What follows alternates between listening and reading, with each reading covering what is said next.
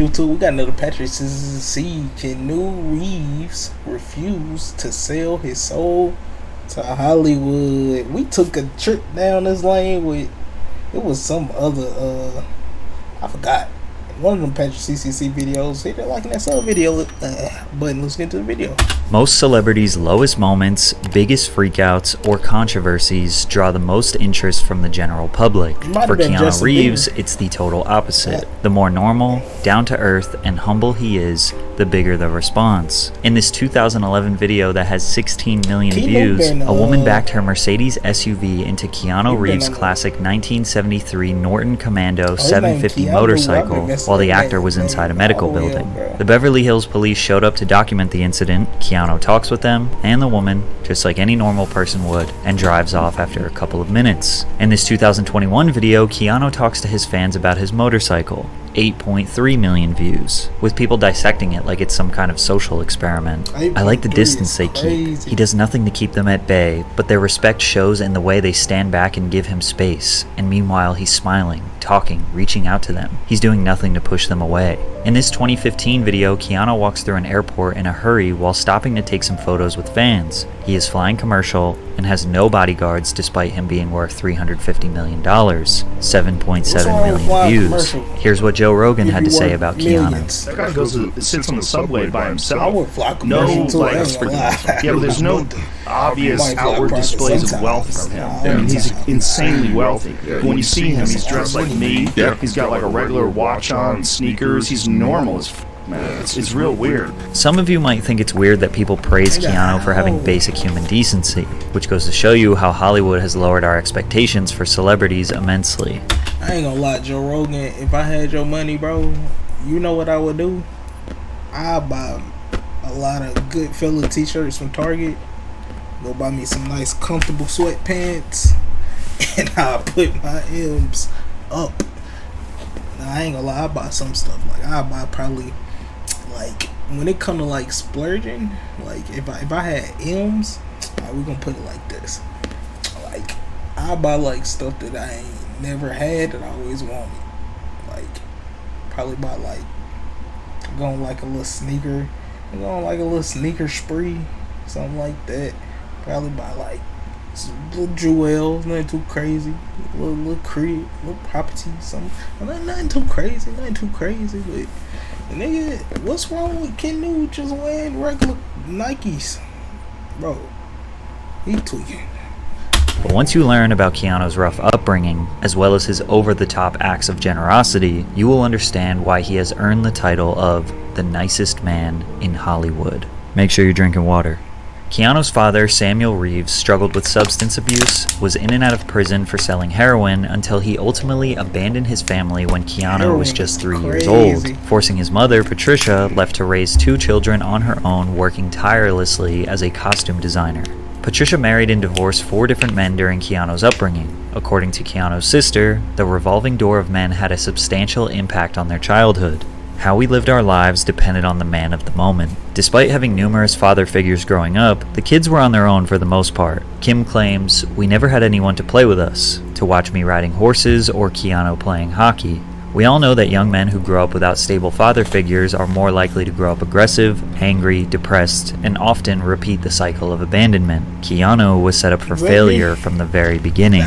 His teachers noticed a vague sadness that loomed above him like a dark cloud. He spent more than 5 years bouncing from one high school to another, including one where he got expelled because he was too rambunctious. Keanu thinks he talked too much and was not generally the most well-oiled machine in the school. I was just getting in their way, I guess. Keanu felt a strong disconnect from others. They made him feel unwelcome, which did not change when he arrived in Hollywood. Reeves' agents told him that his name was too ethnic. Now, this was the mid-1980s, but it still seems like a silly thing to worry about. And although Keanu was justifiably annoyed about it, he actually took what they said into consideration and tried a different name, calling himself Casey or Casey Reeves. But whenever he had auditions and they called Casey, he wouldn't respond. Most people would not even consider changing their name, let alone actually giving it a shot. Keanu proved early on he was open-minded and easy to work with. He went back to using his real name and it had zero negative impact on his career.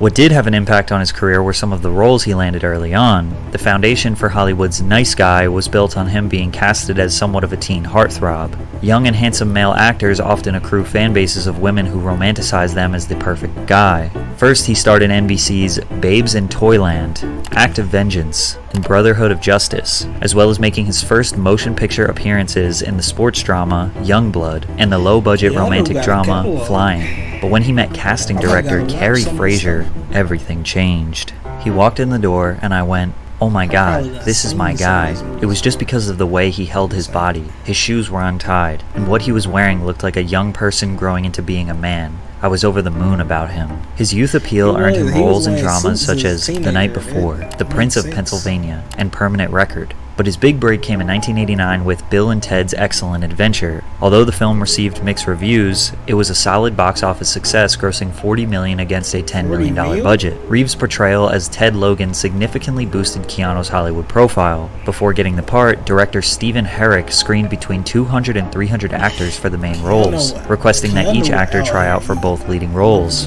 Keanu was among the first to audition, and Herrick immediately set on casting him as Ted. When Keanu came in, he was one of the first. It was really kind of like, wow, he's Ted, and there was sort of a lovable goofiness to him. But Keanu wasn't just acting as a lovable good guy, that was really him. He proved that in 1991, where his act of kindness changed a man's career.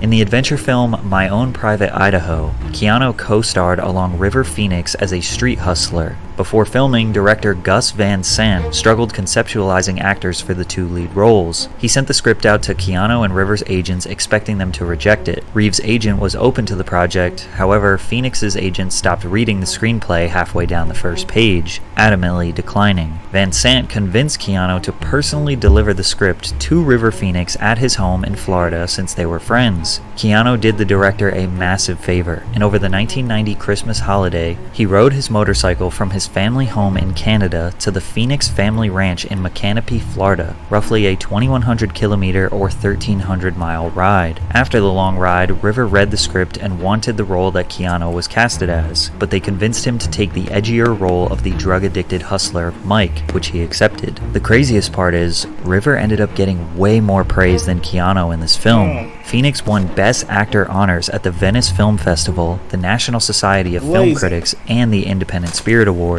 Tragically, in 1993, following several days of binging on cocaine and heroin, 23-year-old River Phoenix passed away outside Hollywood's Viper Room nightclub, right in front of his brother, sister, and girlfriend. Keanu has rarely mentioned his close friendship with River over the years, opting to keep that part of his life private, but River's death still feels like a fresh wound to Keanu's heart even 30 years later. But if we're being honest, Keanu driving that motorcycle wasn't much of a sacrifice. That man loves to ride. However, during the filming of The Devil's Advocate, he gave up something that 99% of other actors wouldn't: money. The Devil's Advocate is a supernatural thriller that follows a young lawyer who dives deep into the dark world of success and temptation. While casting, producers approached Oscar winner Al Pacino, who turned down the role of John Milton 3 separate times due to the cliché nature of the character. Pacino even suggested Robert Redford and Sean Connery for the role. Keanu reportedly took a substantial pay cut worth millions of dollars so that producers could meet Al Pacino's salary demands. And yet again, Keanu, bro, you were supposed to be in The Matrix and you gave it up to work with Al Pacino? Dang, gang go. Keanu's sacrifice benefited everyone but him. The film grossed over $61 million at the box office, and Al Pacino's performance was highly praised as one of the few bright spots in the film, and it wasn't the last time he gave up some of his salary. The actor reportedly took a 90% pay cut 3 years later so that he could star alongside Gene Hackman in The Replacements. But it didn't really matter if Keanu was a great guy or not, because many people thought he was a mediocre actor. In his most successful film at this point, he was considered the worst performer. Bram Stoker's Dracula was the award-winning gothic horror film where Reeves portrayed Jonathan Harker. The film was critically and commercially successful, grossing $82 million worldwide, surpassing Point Break as Keanu. Sometimes you can't really listen to box office, because sometimes you might watch, like, I'm gonna say, for example, when I watch They Clone Tyrone, That was a good movie. That I ain't gonna lie. Matter of fact, I went into watching that movie without an expectation, and it beat my expectations without even having an expectation. It was a good movie. It was good. It was good. I don't know if I rewatch it, but it was. Cause I don't really like most new stuff. I can't like. It's hard to rewatch it. I don't know what it is. Most new stuff that come out, it just not get that much replay. Unless it's like a series, but movies, I don't know what it is. I don't know. But it was good, bro. They should have just did his stuff. First they were saying he was a good actor, now they like, oh snap, Keanu just a trash actor. How they go from good to trash that quick, bro?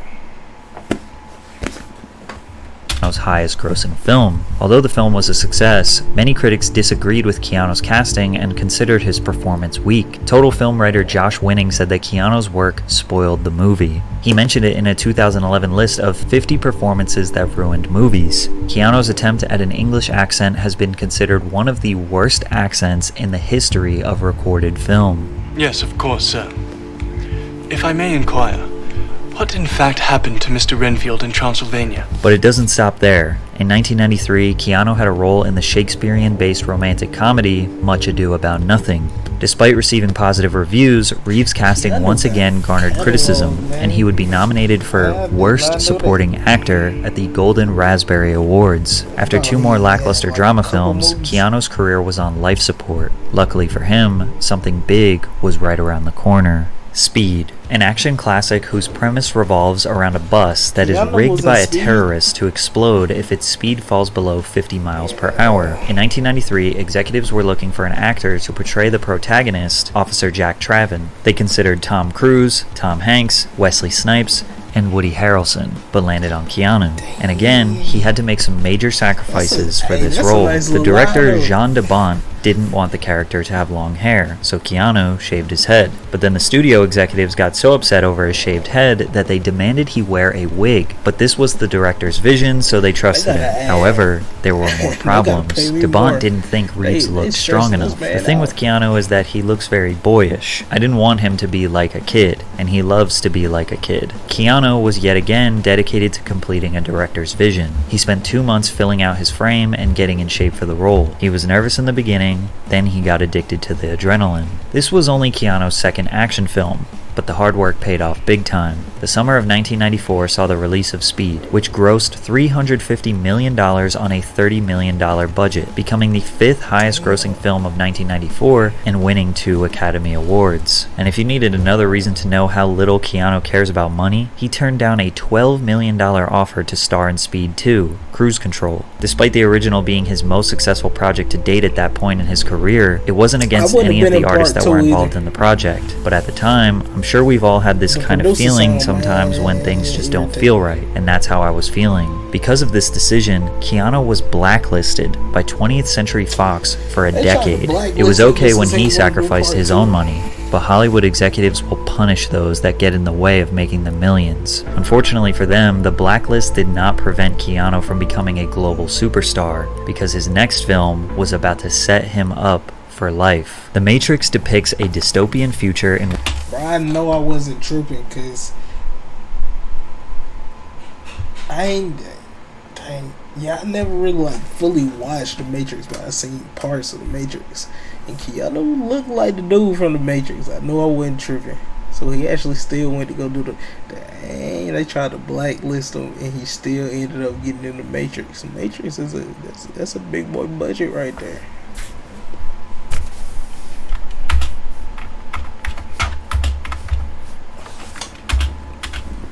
Technical difficulty. Which humanity is unknowingly trapped inside a simulated reality that intelligent machines have created to distract humans while using their bodies as an energy source. Keanu was not the producer's first choice. Will Smith declined because he thought the film was too ambitious. Nicolas Cage refused because he didn't want to film in Australia for that long. Brad Pitt declined to star in Fight Club. Good choice. Sandra Bullock felt that Neo should be a man and that she didn't fit. And even Johnny Depp declined, leaving them with Keanu, who felt lucky to be considered for this movie. In preparation for the role, Keanu spent several months enduring intense martial arts training, which was intense considering he was fighting a pretty serious injury. He had a bulging disc in his spine, which led to him having a 2-level fusion on his spine before training and getting a plate in his neck. He never told anyone because he wouldn't have been able to do the film, so he trained for The Matrix in a neck brace. Upon release, The Matrix opened to widespread acclaim from critics who praised its innovative visual effects, action sequences, cinematography, and entertainment value. It was a massive success at the box office, grossing over $460 million on a $63 million budget, becoming the highest grossing Warner Bros. Film of 1999 and the 4th highest grossing film of that year. Keanu reportedly made $14 million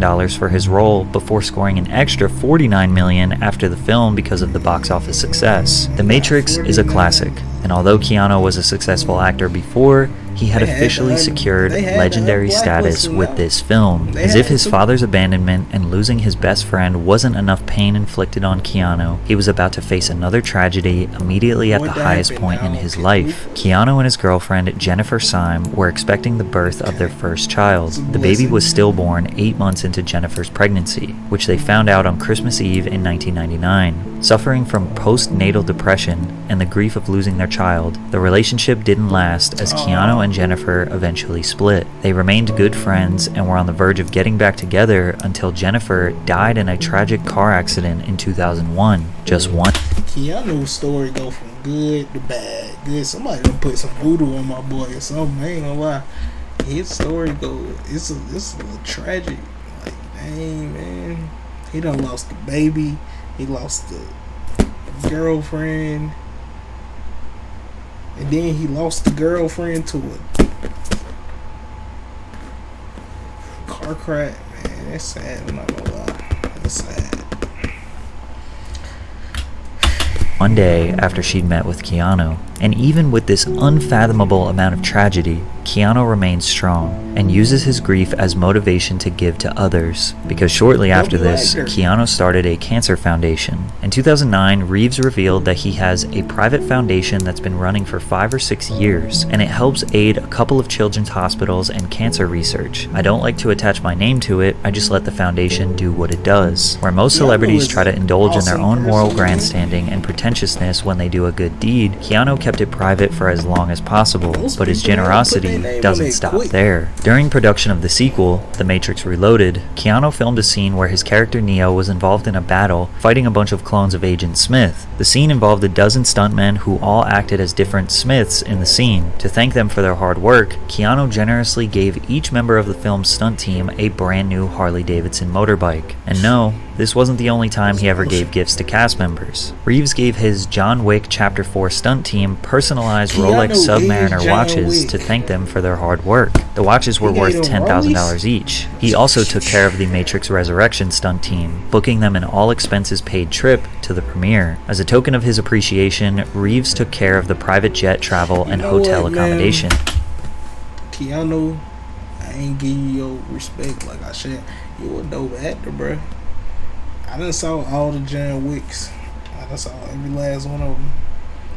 And you don't say too much in the movies like that. The last one, you really ain't say. I think the last two, matter of fact, I don't think you said not one line. I don't know if I'm tripping or not, but let me know. Chat in the comments somewhere. Let me know if I'm tripping or not. But I don't think Keanu said not one line in John Wick, the last two that came out. And he's a good actor, bro. He's a good actor. And it's just been him and the dog the whole time. If you done seen John Wick, you know it's been him and the puppy the whole. The puppy, it was a dog when it died, but when that dog died, he went crazy. Premiere tickets, and even organized a special post-premiere brunch for invitees, among other gifts. It was reported by multiple news outlets that Keanu donated $31.5 million, or 70% of his Matrix money, to cancer research. However, the story is not true. Keanu Reeves did not donate 70% of his salary to charity, his publicist confirmed. The internet immediately ran with this narrative because anytime they can get an excuse to praise Keanu for his generosity, they will take it. And after all, it does seem like something he would do. Ironically, the gesture that got him the most praise and attention was by far the most simple and normal. In 2011, this video of Keanu on the New York City subway went viral. After noticing a woman carrying a hefty bag, he pointed to his seat and asked if she wanted to sit down. The woman accepted the offer, at which point Keanu got up to let her take the seat he was occupying. The video has more than 42 million views. Just the idea of him riding the subway instead of some limousine or having a personalized driver made people relate to the icon, let alone giving up his seat. Many photos of him with women went viral that point out his no touching policy. He was being coined a respectful king because he refuses to rest his hand on women while taking photos with them, and he rather just floats it a few inches away from their back. Most celebrities' dark side or controversies drive the most engagement. For Keanu, it's the total opposite. Viral Keanu news is him giving to homeless people, or spending time with them on the street, playing with puppies, showing a plush toy around China, or dropping genuine wisdom on us. What do you think happens when we die, Keanu Reeves? I know that the ones who love us will miss us. With all the pain Keanu has experienced, combined with the massive success he's had in Hollywood, he chose to remain a kind-hearted, humble man rather than a self-righteous narcissist. Most celebrities sell their souls for fame and fortune. Keanu uses his fame and fortune to help others. And although it may seem like he is over-celebrated for the smallest acts of kindness, Keanu Reeves has proved time and time again that he isn't a great guy by Hollywood standards. He is just a great human being. Hey man, W Keanu, man. W Keanu.